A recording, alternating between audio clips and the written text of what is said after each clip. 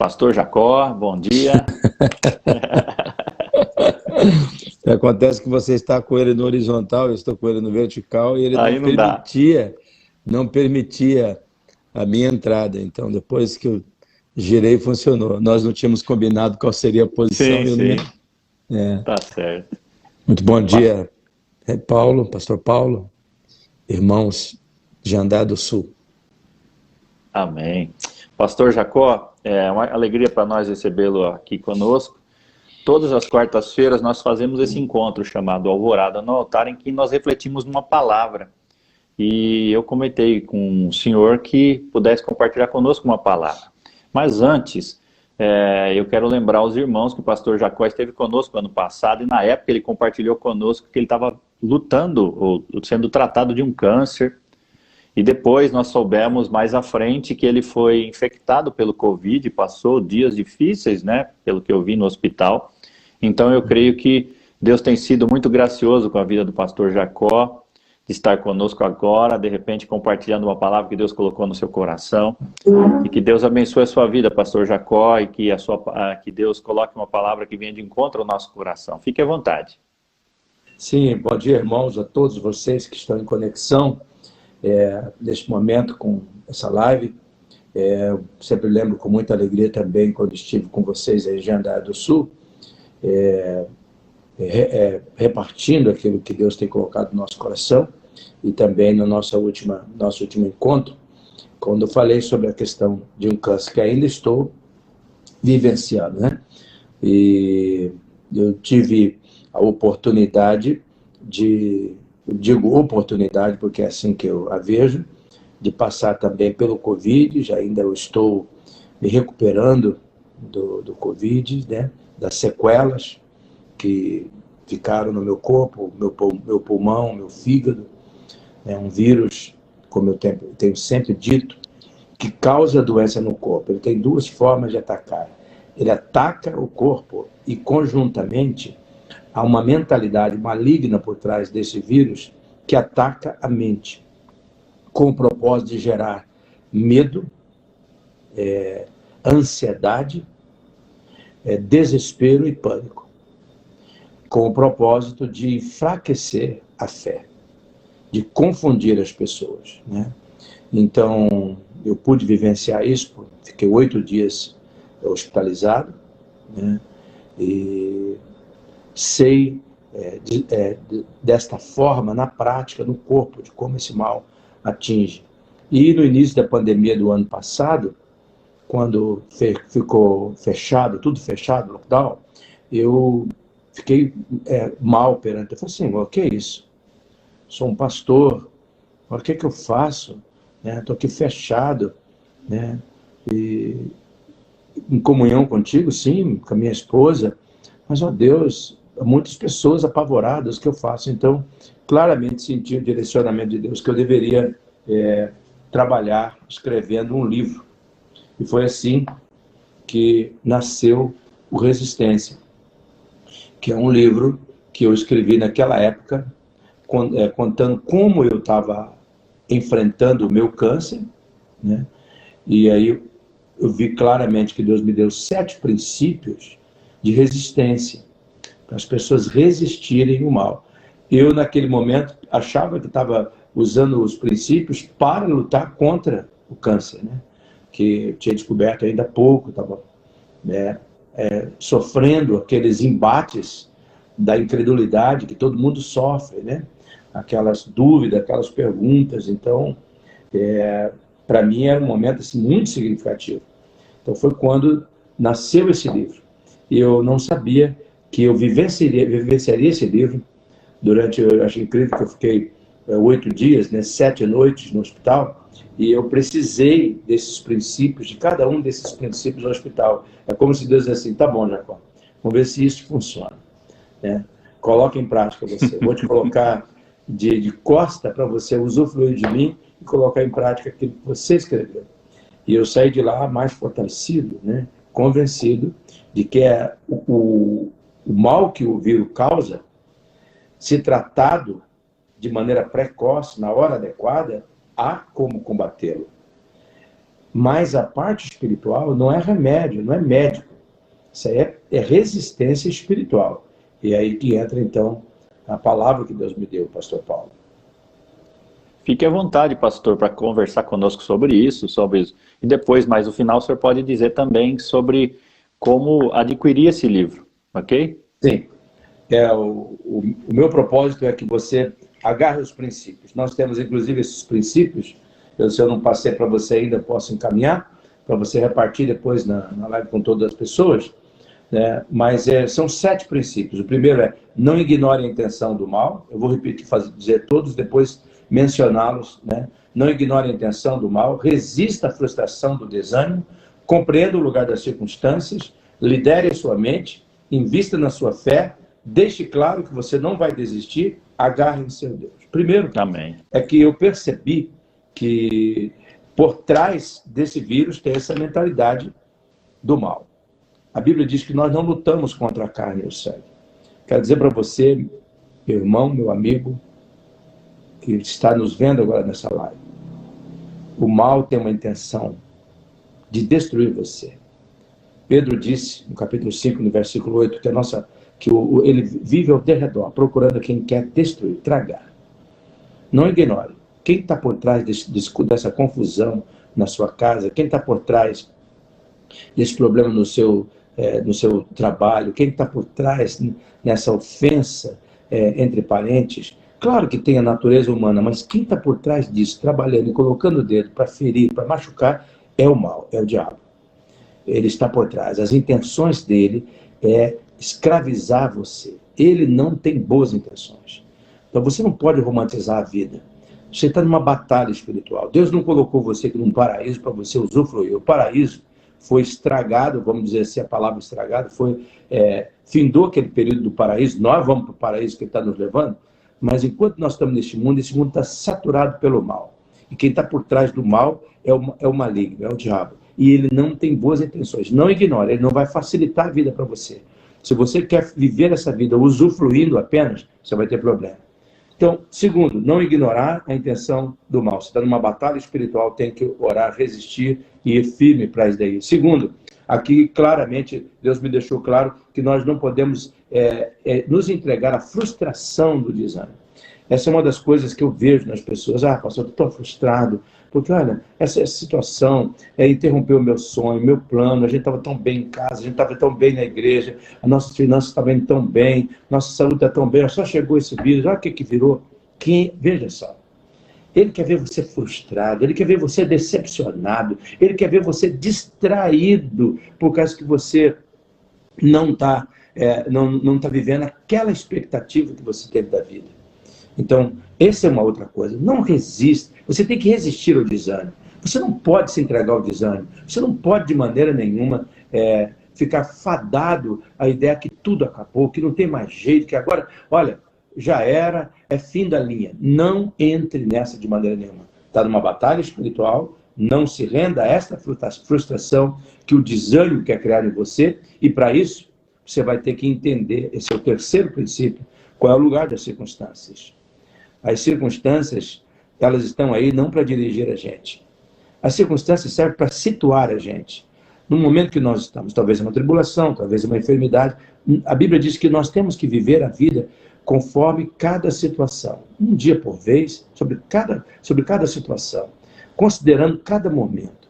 Então, tem dia que você vai estar pisando nas nuvens. Ok, glória a Deus, vai ser fácil cantar.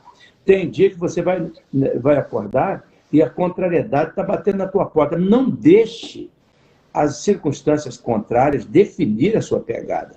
Você vai ter que definir qual será a minha atitude nesse dia. Esse é o dia que o Senhor fez, a Bíblia diz. E Ele me criou esse dia para que eu possa me alegrar nele, me realizar nele. Então, veja bem, independente das circunstâncias, se noite fria, hoje até publiquei essa mensagem, se noite fria ou dia de calor, se é favorável, se é contrário, você é que escolhe qual é o poder das circunstâncias sobre a sua vida. Então, a circunstância vai dizer para você, vá com calma, que hoje está propício à irritação, está propício a acidente, está propício à discussão, está propício à tristeza.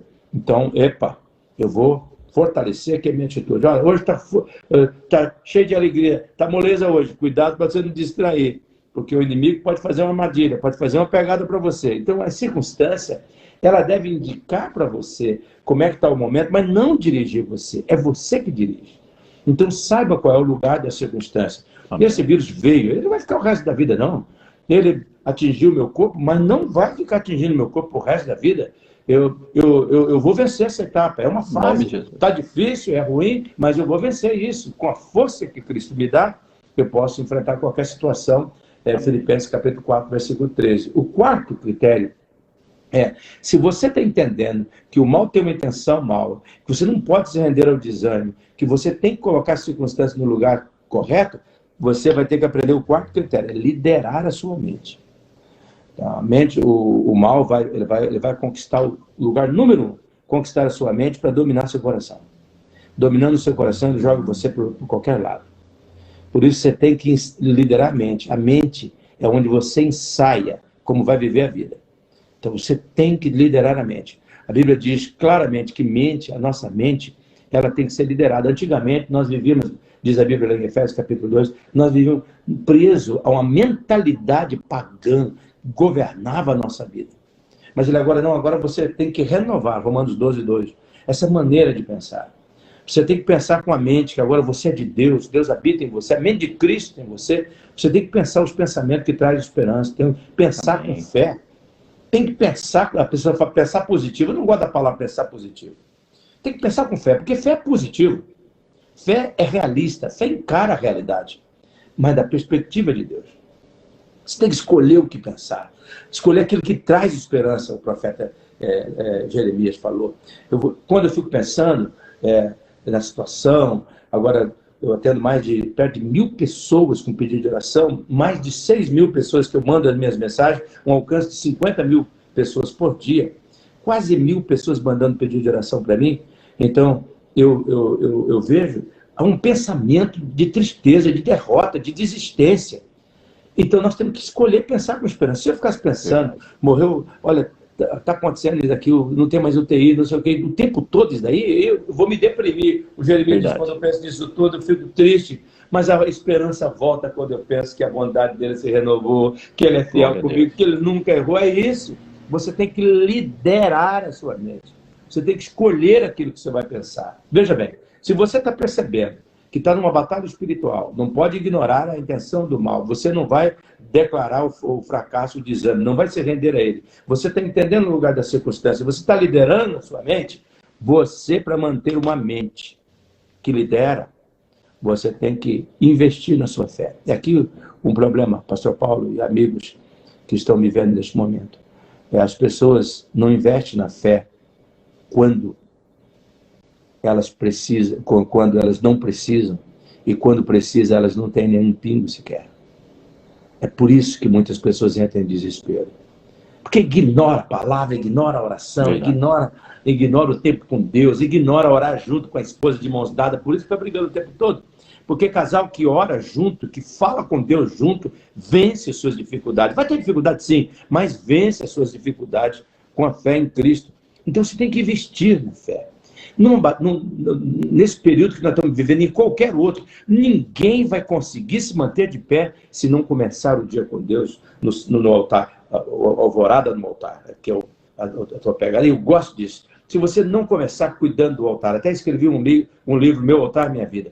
Você precisa cuidar do altar da sua vida. Veja, se você está, claro que está numa batalha espiritual, se resistindo com pegada de ânimo, vendo o lugar das circunstâncias, liderando a sua mente, investindo na sua fé, haja como cresce.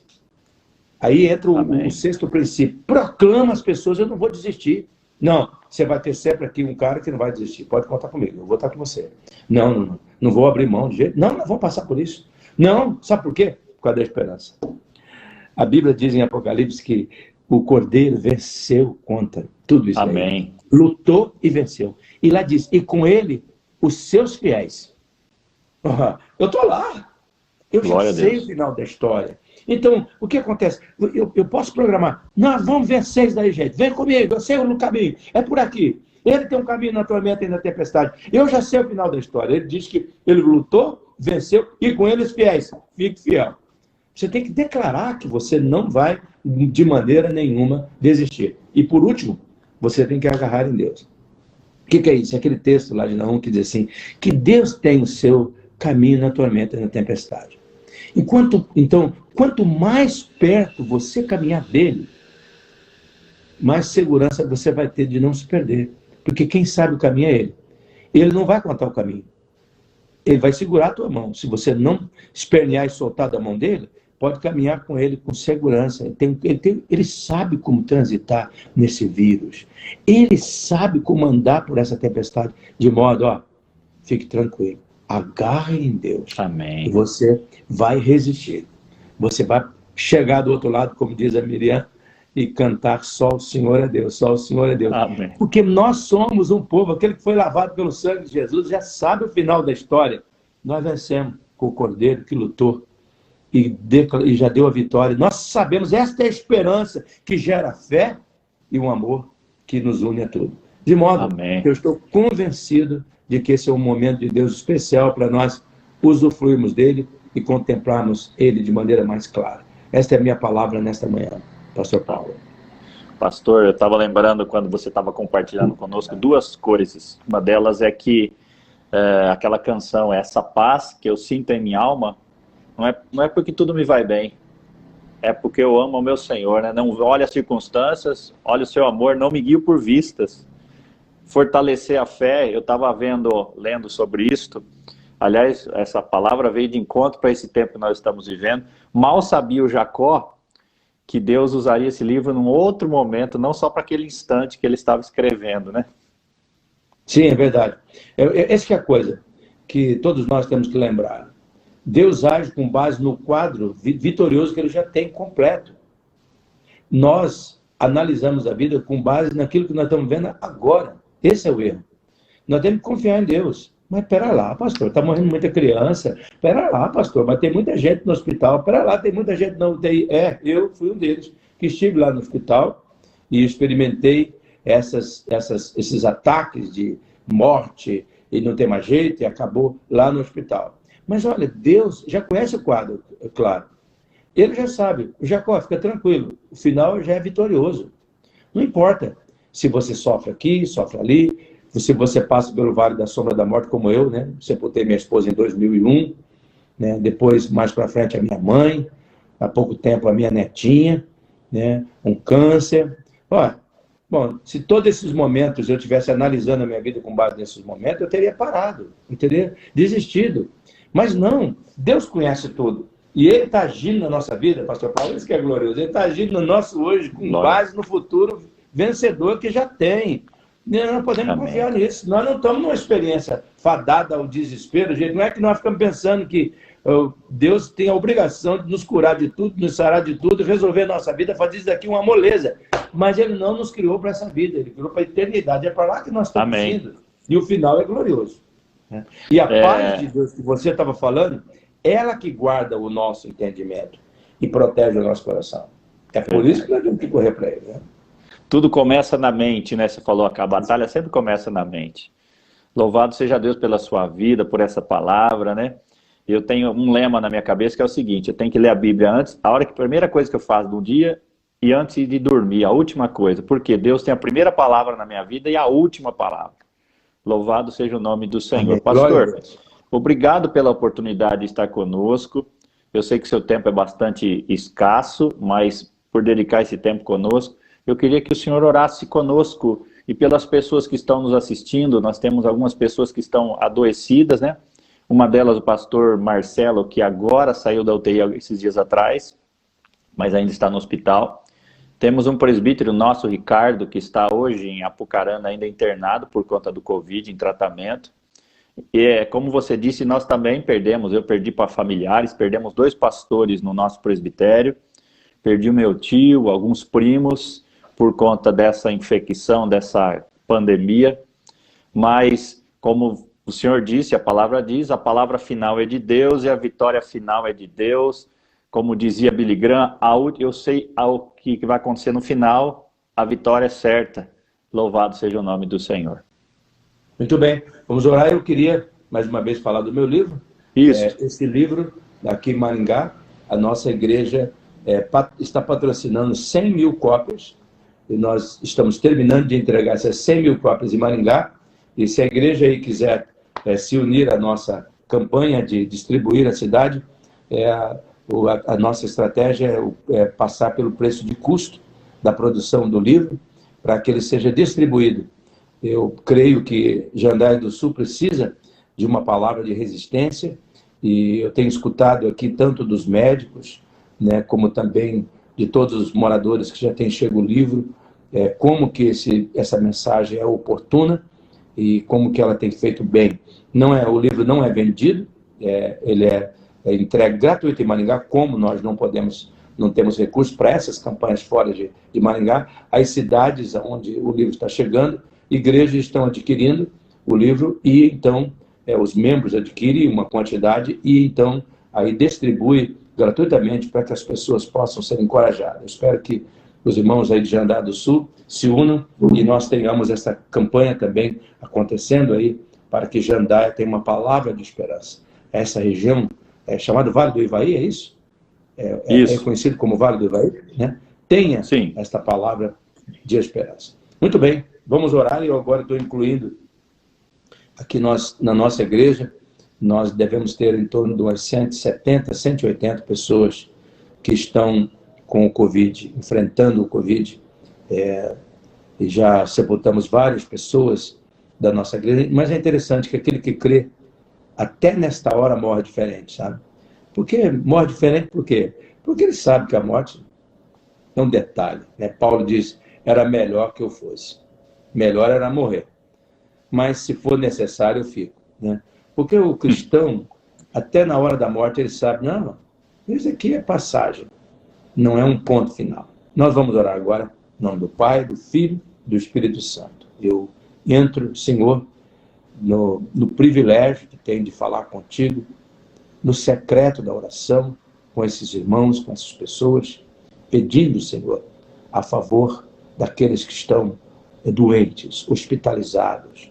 Não importa se pelo coronavírus, ou por um câncer, ou por qualquer outro problema, Senhor, que há muitas pessoas sofrendo neste momento. Eu peço o entendimento a essas pessoas de que esse corpo é matéria, que o nosso espírito está sendo renovado, mesmo se o nosso corpo está sendo destruído. E também eu peço revelação do teu plano soberano, que o Senhor, antes de ter nos criado, o Senhor nos viu e gostou, e definiu que nós deveríamos viver neste mundo. O Senhor escreveu cada um dos nossos dias no seu livro, de maneira, Senhor Jesus, que aquele que crê em ti está seguro, que nenhum vírus, nenhuma doença pode roubar um dia sequer, um minuto sequer, um segundo sequer, de tudo aquilo que o Senhor viu e escreveu. E, portanto, nós temos tudo aquilo que o Senhor tem, as suas riquezas, o seu poder, a sua graça, a sua bondade, a sua fidelidade à nossa disposição para vivenciarmos cada dia com alegria, com confiança.